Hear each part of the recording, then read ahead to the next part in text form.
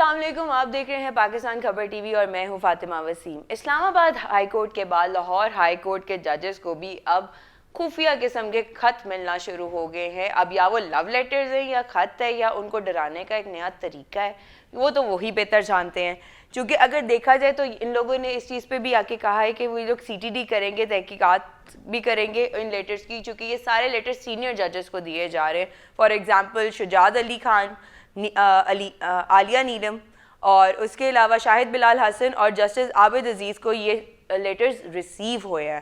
اس کے بارے میں ہم بات کریں گے، سینئر تجزیہ کار خالد بھٹی ہمارے ساتھ موجود ہے۔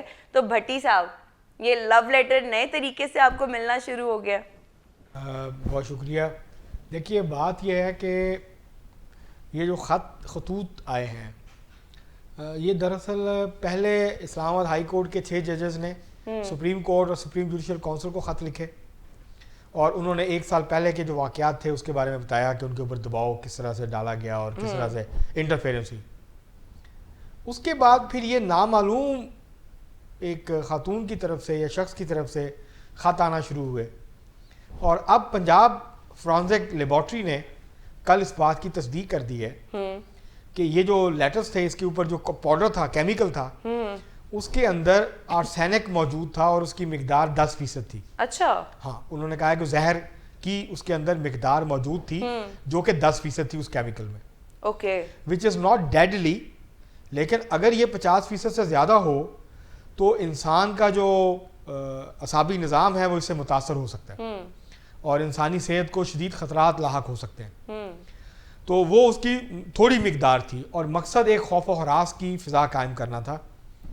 دراصل ہوتا کیا ہے کہ جب کوئی کرائسس انفولڈ ہوتا ہے تو وہ انفولڈ ہوتا ہے تو اس میں ہوتا یہ ہے کہ پھر مختلف قسم کے لوگ جو ہیں وہ اس میں کود پڑتے ہیں، اور مجھے نہیں لگتا کہ جس طرف اشارہ کیا جاتا ہے اسٹیبلشمنٹ یا مقتدرہ کہ ان کی طرف سے یہ کیا جا رہا ہے۔ یہ خطوط جب تحقیقات ہوں گی تو پتہ چل جائے گا کہاں سے آئے ہیں، کیا مقاصد ہیں، اور اس کا مقصد جو ہے وہ عدلیہ کو مزید اشتعال دلانا ہے۔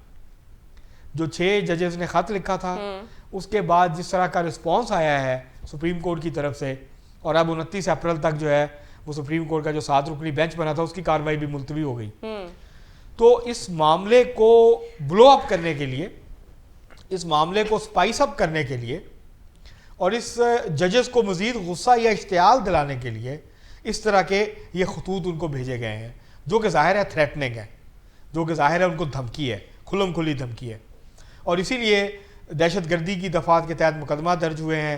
لیٹرز جو ہیں وہ سی ٹی ڈی کو دے دیے گئے ہیں، اور اب وہ مختلف اپنے تفتیش کر رہے ہیں اور وہ دعویٰ کر رہے ہیں کہ ہم جو ہے وہ جلد پہنچ جائیں گے اصل لوگوں تک جنہوں نے کہ یہ خط لکھے ہیں۔ کیونکہ ہوتا یہ ہے کہ جب آپ پوسٹ آفس میں جاتے ہیں، ایک تو یہ ہوتا ہے کہ آپ پوسٹ آفس کے اندر جائیں، دوسرا یہ ہوتا ہے کہ آپ کسی کو بھیج کے لفافے منگوا لیں اور اس کے اوپر جو ہے وہ نامعلوم سا پتہ لکھ کے یا جھوٹا سچا پتہ لکھ کے اور وہ آپ جو ہے وہ کسی بھی پوسٹ باکس میں جا کے ڈال دیں۔ بٹ سر یہ کون لوگ ہیں جو ان کو اس طرح سے خط بھیج رہے ہیں، یا کبوتر کے تھرو بھیج رہے ہیں یا کسی ڈاکیے کے تھرو بھیج رہے ہیں؟ نہیں، یہ پوسٹ آفس کے ذریعے۔ اچھا، اب یہ تعین ہو گیا ہے کہ اسلام آباد کے کون سے ایسے پوسٹ باکس تھے، یہ پوسٹ آفس میں جا کے رجسٹرڈ نہیں کروایا گیا، رجسٹرڈ پوسٹ نہیں ہے، یہ آرڈنری پوسٹ ہے جو کہ اسلام آباد کے مختلف جو لگے ہوئے نا، اگر آپ نے دیکھا ہو لاہور میں ابھی بھی جہاں پہ پوسٹ آفس ہوتا ہے اس کے باہر لگے ہوتے ہیں جو لیٹر باکس ہیں، آپ جا کے لیٹر اس میں ڈال دیتے ہیں، اس کے بعد اس کی سارٹنگ ہوتی ہے اور جہاں کے ہوتے ہیں وہاں پہ وہ پہنچا دیے جاتے ہیں۔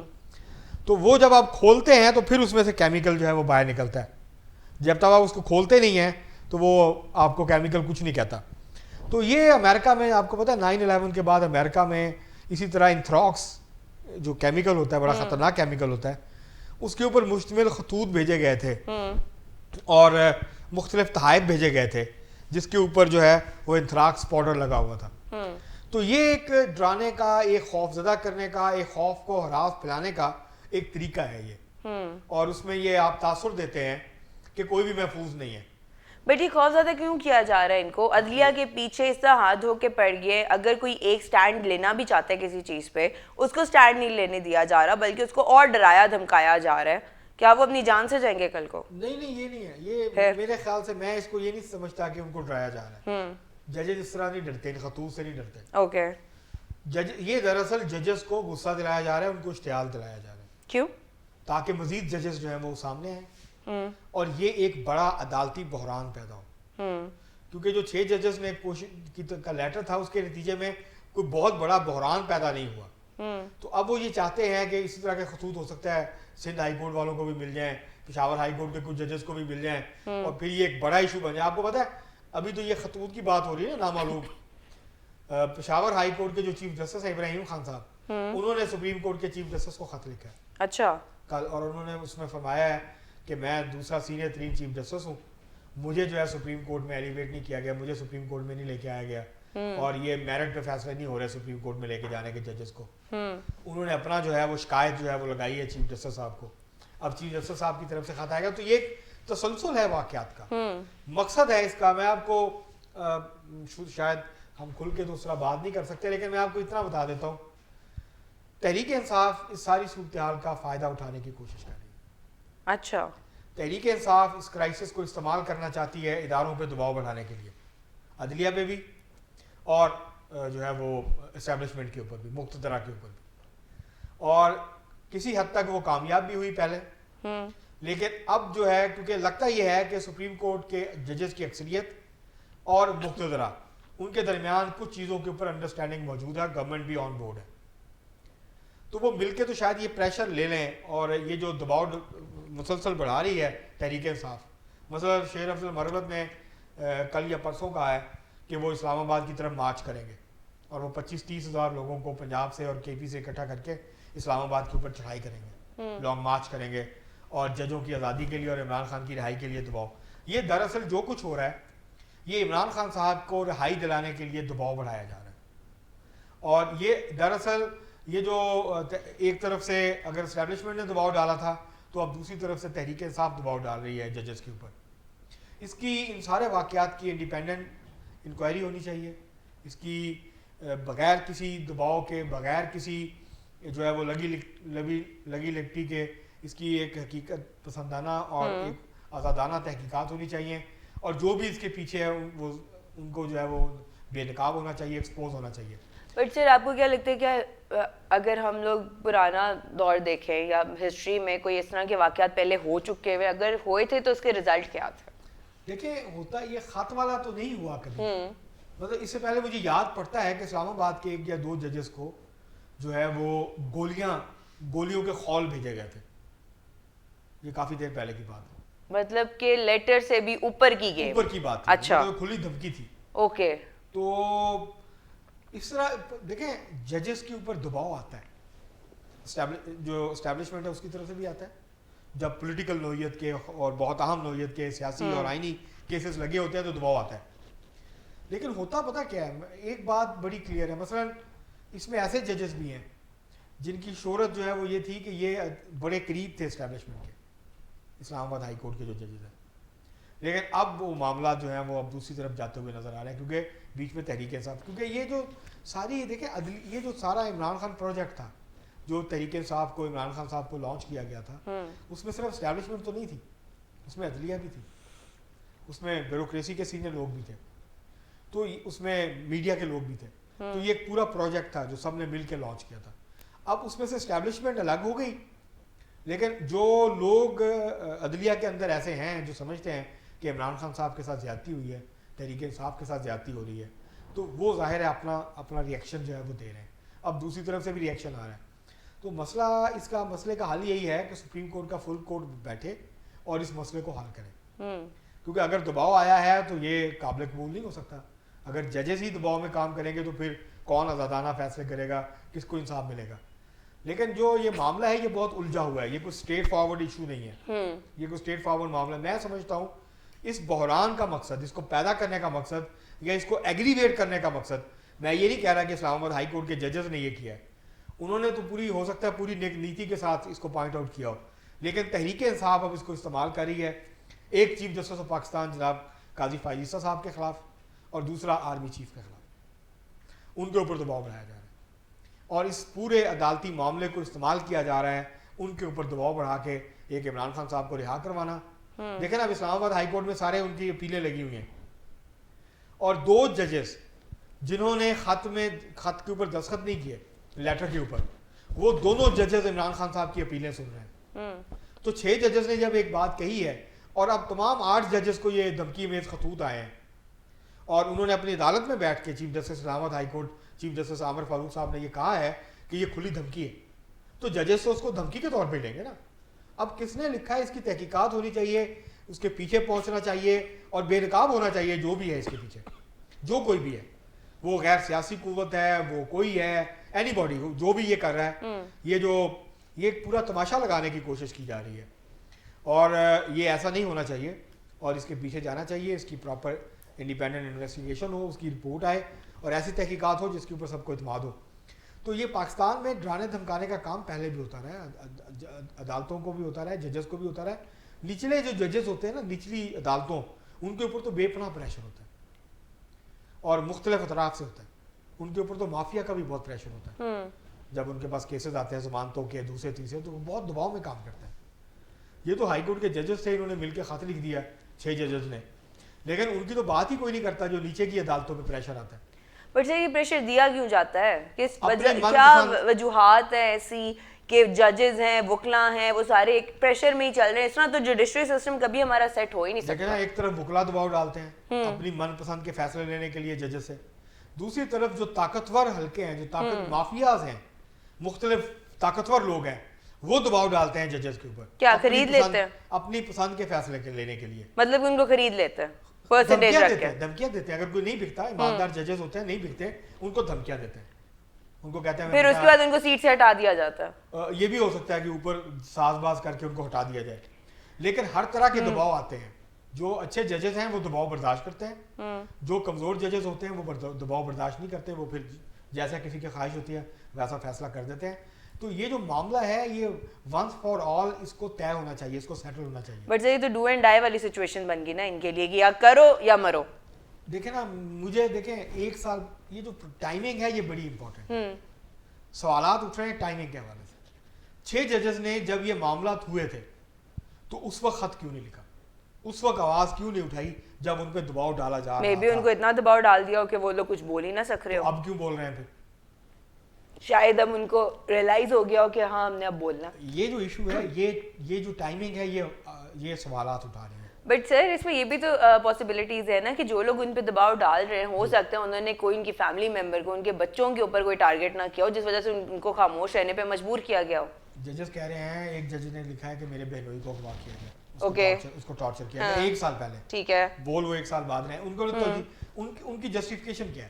وہ یہ فرما رہے ہیں کہ شوکت عزیز صدیقی صاحب کا جو فیصلہ آیا اس کے بعد ہمیں ہمت ہوئی, اور ہم نے کہا کہ ہم بھی آپ کے نوٹس میں یہ لائیں کہ ہمارے ساتھ.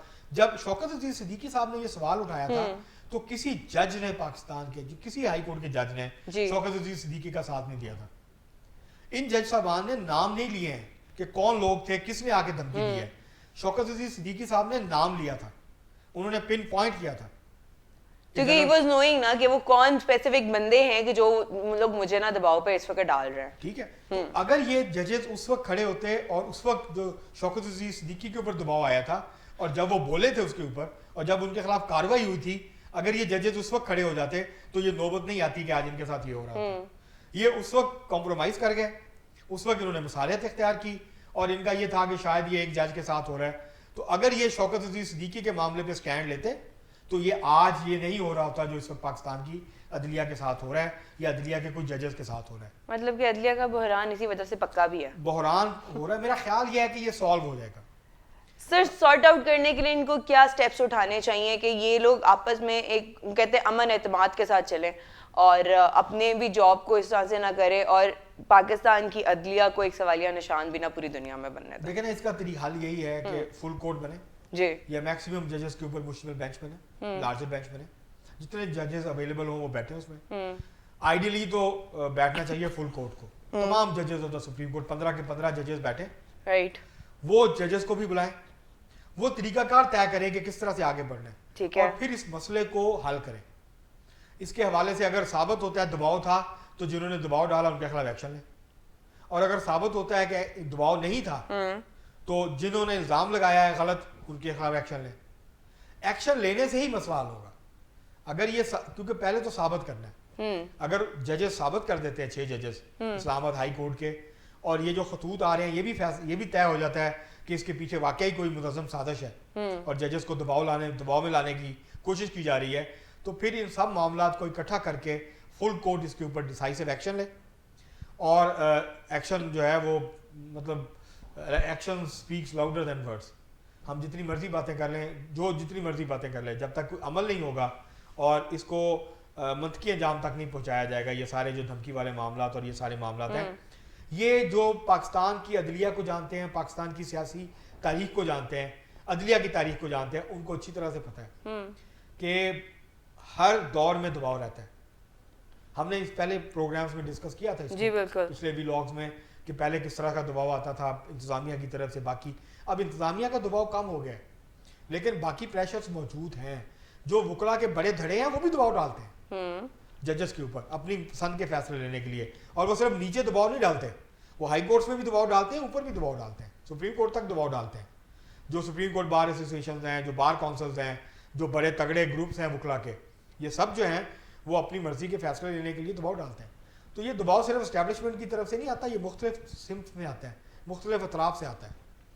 اور وہ دباؤ جو ہے وہ ظاہر ہے ججز جو ہیں ظاہر انسان ہیں ہماری طرح کے, ہمارے اوپر جب دباؤ آئے گا ہمیں خطرہ محسوس ہوگا کہ ہماری فیملی ایٹ سٹیک ہے, ہمارے بچے ایٹ سٹیک ہیں, ٹھیک ہے, ہماری زندگیوں کو خطرہ ہے, تو ظاہر ہے ہم وہ دباؤ محسوس کریں گے اور ہمارا جو کام ہے وہ بھی اس کا اثر پڑے گا. تو یہ خوف و ہراس پیدا کرنے کا مقصد بھی یہی ہوتا ہے کہ ڈرایا جائے اور پھر ڈرا کے ایک ایسی کیفیت اور خوف و ہراس کا ماحول پیدا کیا جائے کہ جہاں وہ اپنی مرضی سے فیصلے نہ کر سکیں. تو یہ جو جتنے بھی معاملات ہیں جو الجھے ہوئے, میں یہ سمجھتا ہوں کہ ایک ججز کی کنسرن ہے, جو جینون کنسرن ہے, ان کو ایڈریس ہونا چاہیے, لیکن جو سیاسی کھیل کھیلا جا رہا ہے اس کی آڑ میں, اس کی اجازت نہیں ہونی چاہیے. تحریک انصاف اس بحران کا فائدہ اٹھانا چاہتی ہے اور وہ اس بحران کا فائدہ اٹھا کے دباؤ ڈال رہی ہے, دباؤ میں اضافہ کر رہی ہے. سر کیا صرف تحریک انصاف کو ہی ٹارگٹ کیا جا رہا ہے یا مسلم لیگ, نون اور باقی پارٹیز کے بارے میں آپ کا کیا خیال ہے؟ اس معاملے میں دیکھیں نا, جو مسلم لیگ نون ہے اس کے اوپر تو دباؤ ہے, وہ حکومت میں. اچھا, اس کے اوپر تو دباؤ ہے کہ اس واقعات کی تحقیقات ہوں اور ایکشن لیں. اب حکومت میں یہ معاملہ چلا گیا اب سپریم کورٹ کے پاس, تو سپریم کورٹ اس کے اوپر طے کرے گی. میں جو بات کر رہا ہوں, پہلے تحریک انصاف نے یہ کہا جب 7 رکنی بینچ میں پہلے انکوائری کمیشن بنا تو اتنا دباؤ ڈالا تحریک انصاف نے کہ جو کس قسم کا دباؤ, جو ریٹائرڈ چیف جسٹس تھے تصدق جیلانی صاحب, ان کو مجبور کر دیا گیا کہ وہ ان کی سربراہی سے انکار کر دیں. اچھا, سوشل میڈیا پہ اتنا پروپیگنڈا کیا گیا کیونکہ پی ٹی آئی جو ہے وہ سوشل میڈیا کے ذریعے سے دباؤ ڈالتی ہے. اس کے بعد جب 7 رکنی بینچ بنا تو اس پہ بھی تحریک انصاف نے اعتراض کیا اور کہا کہ فل کورٹ بیٹھے. ٹھیک ہے, اب جب فل کورٹ بیٹھے گا تو اس کے اوپر بھی اعتراض کریں گے کہ اس میں یہ 2-3 ججز نہیں بیٹھے, یہ نہ بیٹھے ان کو. تو ابھی تک آپ کے نظر میں کیا ہے کہ جتنی بھی پارٹیز ابھی تک آئی ہیں یا جتنی بھی حکومتوں کے پاس پاور رہی ہے, کیا ان لوگوں نے عدلیہ کے اوپر کبھی بھی کسی چیز کو لے کے پریشر نہیں ڈالا ہوگا؟ سب سے زیادہ نون لیگ ڈالتی رہی ہے. پاکستان پیپلز پارٹی کا ریکارڈ اس حوالے سے سب سے اچھا ہے. تحریک انصاف بھی ڈالتی رہی جب حکومت میں تھی, لیکن کیونکہ مسلم لیگ نون زیادہ حکومت میں رہی ہے تو ان کا ایک ٹریک ریکارڈ ہے, وہ دباؤ ڈالتے ہیں. اچھا, ہاں, کس قسم کا دباؤ ڈالتے ہیں؟ ہر طرح کا دباؤ ڈالتے ہیں. مطلب کہ جانی نقصان بھی ہو سکتا ہے؟ نہیں, جانی نہیں, ڈرانا دھمکانا, دباؤ ڈالنا, مختلف طریقوں سے پیغامات بھیجنا, وہ یہ کرتے رہے ہیں. مینیپولیشن بھی کرتے رہے, وہ عدلیہ کے درمیان جو تقسیم تھی اس کو بھی استعمال کرتے رہے اپنے فائدے کے لیے. تو یہ ان کا ٹریک ریکارڈ ہے, اس سے آپ انکار نہیں کر سکتے. اس سے کوئی بھی انکار نہیں کر رہا, بلکہ تھینک یو سو مچ بھٹی صاحب ہمیں جوائن کرنے کے لیے اسٹوڈیو میں, اور اسی کے ساتھ مجھے اجازت دیجیے, انشاءاللہ جلد حاضر ہوں گی, تب تک کے لیے اللہ حافظ.